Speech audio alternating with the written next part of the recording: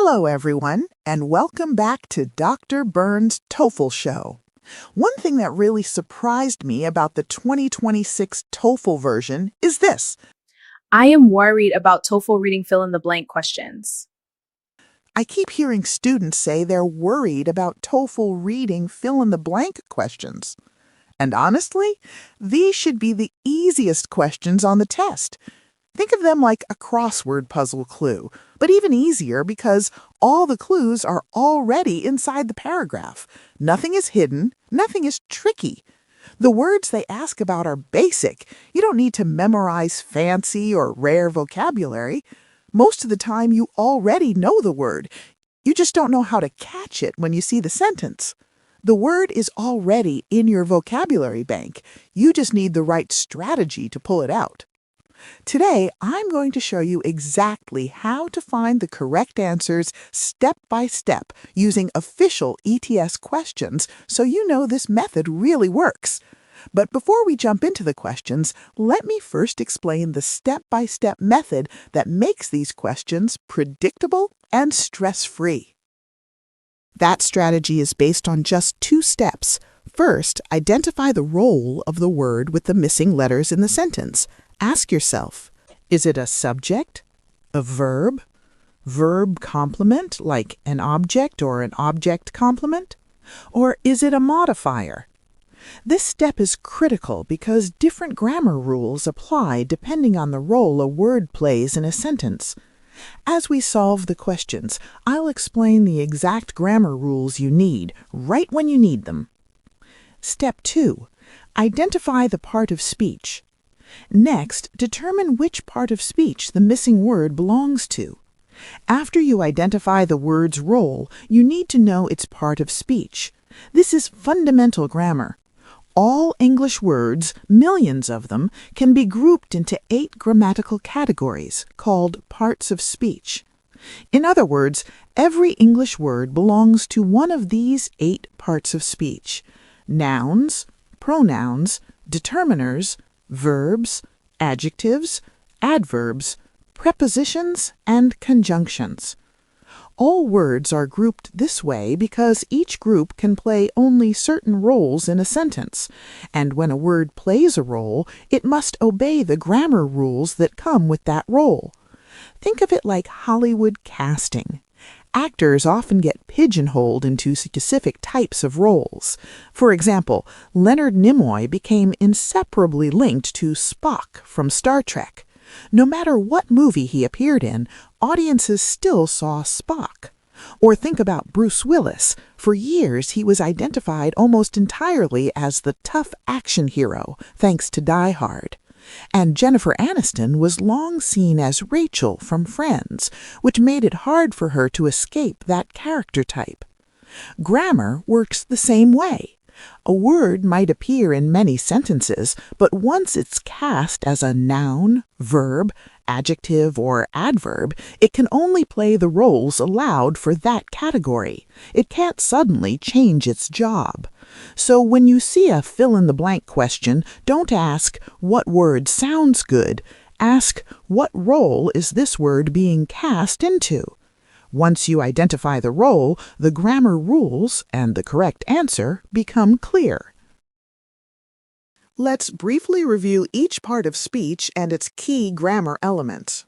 Nouns name people, places, things, or ideas. They can function as subjects or verb complements, especially objects. Grammar check. Is the noun singular or plural? Is it count or non-count? That's why TOEFL tests forms like student versus students or information, which does not take a plural S. Pronouns replace nouns, so they do the same jobs as nouns. They can be subjects or objects. Grammar check. Make sure the pronoun agrees in number with the noun it replaces. Plural pronouns for plural nouns, singular for singular nouns. The cat ate a mouse. It ate it. Why do we say it? Because cat is singular and mouse is singular. The cats ate mice. They ate them. Also, check case depending on function. subject, I, object, me, or possessive, my or mine. Determiners come before nouns, words like the, a, this, my, some. They cannot stand alone. They must accompany a noun. Grammar check. Determiners can be definite, the, for specific nouns, or indefinite, a or some, for nonspecific nouns. They must agree with the noun in number. Some determiners are only for singular nouns, some only for plural, and some for non-count nouns. Verbs express actions or states of being. Every sentence needs one. I'm the verb. I fly. I am. I think. Remember, he runs, they run. Subject and verb must agree. Grammar check. Check subject-verb agreement. In the present tense, singular subjects take singular verbs and plural subjects take plural verbs. This is when you add s for third-person singular. Also, be aware of auxiliary verbs versus main verbs, tense and voice.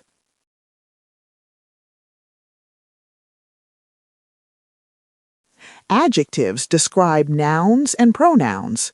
They most commonly function as modifiers, but can also appear as subject or object complements. Adjectives go before nouns or after be verbs. A happy cat. The cat is happy. Grammar check. Adjectives never change form. No plural, no tense. Check comparatives and superlatives, like more important or the largest. Adjectives modify only nouns and pronouns. Adverbs modify verbs, adjectives, other adverbs, or sometimes the entire sentence. Grammar check. Make sure you are using the correct form, for example, quick versus quickly, and that the placement makes sense. The dog runs very fast here now. Prepositions show relationships like time, place, or cause. They always appear in prepositional phrases and function as modifiers. Grammar check. Prepositions are fixed. You must choose the one that correctly matches the phrase, like increase in or responsible for. Memorize the right preposition every time. Increase in sales, responsible for success. Conjunctions connect words, phrases, or clauses like and, but, because, although. They do not act as sentence elements themselves. Grammar check. Make sure the conjunction shows the correct logical relationship and that it matches the sentence structure it requires. Mary and I like roller skating. Mary goes first because she is faster than me. So here's the strategy in one simple sentence. Find the role first, then apply the grammar rule for that role. Do that, and fill-in-the-blank questions stop being confusing and start becoming easy points on the TOEFL. Now, let's apply these strategies to a sample set of questions from the official ETS Teacher Set number 4. Modern biochemistry focuses on the chemical processes within and related to living organisms.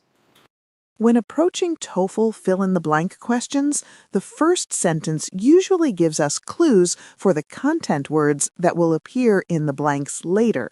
In this passage, it tells us that biochemistry is about chemical processes and living organisms. Keep that in mind because it will guide us as we work through the blanks. Now, let's tackle the first 4 blanks. Focus on this sentence. First blank. The blank is between it and a laboratory-based something, so we know it has to be a verb. It's 2 letters and starts with I. What fits here? Of course, it's is. Grammar note, the subject is it, which is singular and in the present tense, so the verb must agree. Is correct. Second blank. The blank comes after the article a, which tells us it must be a noun. It starts with sci, and contextually, biochemistry is a laboratory-based science, so the word is science. Now for the third blank. Let's first identify its role. This blank is the main verb of the relative clause that combines biology and chemistry. The context clue tells us that biochemistry is combining two areas, biology and chemistry. The base form of the verb is combine. Grammar rules to check when filling in a verb blank. Number agreement. What is the subject? The subject is science, singular, so the verb must match. Add s, so the correct form is combines. Finally, we have a blank connecting the two items, biology, space, chemistry. Here's a grammar tip. Whenever you see a list of two or more items, use and before the last item. So the correct answer is and. Now, let's move on to the next sentence, which has 6 missing letter words. Since the sentence is separated by a comma, we can think of it as 2 thought groups. First, let's focus on the first thought group. First blank. Let's check the role of this word. It comes between the subject, biochemists, and the object, which is the noun clause starting with how. So it must be a verb. The word starts with invest, and the correct base form is investigate. Grammar check. The subject is biochemists, which is plural. Present tense for a plural subject, no s ending. Second and third blanks. These words are inside the noun clause. Cells is the subject, and there are 2 verbs connected by and. Remember parallelism. Both verbs must be in the same form. The missing verbs start with function and communicate, so the correct words are function, communicate. Both are base forms for the plural subject, cells, and parallelism is preserved. Fourth, fifth, and sixth blanks. Participial phrase. Now we have exploring the fundamental mechanisms that sustain life. This is a participial phrase that modifies the verb investigate. A participial phrase is made from a verb plus ing and can take its own objects. Here, the object is a noun phrase. We need a noun phrase as the object of explore. A 3-letter determiner beginning with T must be the, which starts the noun phrase. The nouns that begin with mecha are mechanism and mechanics. Mechanism means a process, while mechanics refers to rules. There is still 1 blank left for this noun, and only mechanisms can take a plural form, mechanisms. If the following verb is plural, then mechanisms must be the correct choice. The word that is a relative pronoun serving as the subject of sustain. The phrase sustain life is a fixed expression meaning to keep life alive.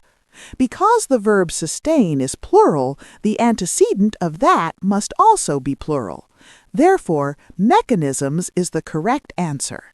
As the word mechanisms demonstrates, when filling in missing letters, you might have to return to a word after solving others to decisively determine the answer. In this case, sustain helps us confirm mechanisms with 100% certainty. Because sustain is a plural verb, it requires a plural noun. The only word you might not have known was sustain. The best way to acquire fixed phrases is through careful reading or listening. That's a wrap for today. TOEFL reading is now easier to approach, and earning a mid-range score is more achievable than ever. However, reaching a top score still requires true mastery, especially of the academic TOEFL reading question types. In that sense, TOEFL reading remains just as challenging as the old version. In fact, almost all ETS sample questions projected for 2026 are drawn directly from the old TOEFL reading passages. There's no doubt that ETS is recycling content. The passages are simply shorter and include fewer questions. Dr. Byrnes' course covers the full range of academic TOEFL reading question types you need to master for a high score, fully adapted to the new question formats. You will also practice official ETS-style TOEFL reading, listening, writing, and speaking samples in an interactive learning environment. Start practicing with real TOEFL level material at www.nanhibyrnes.com.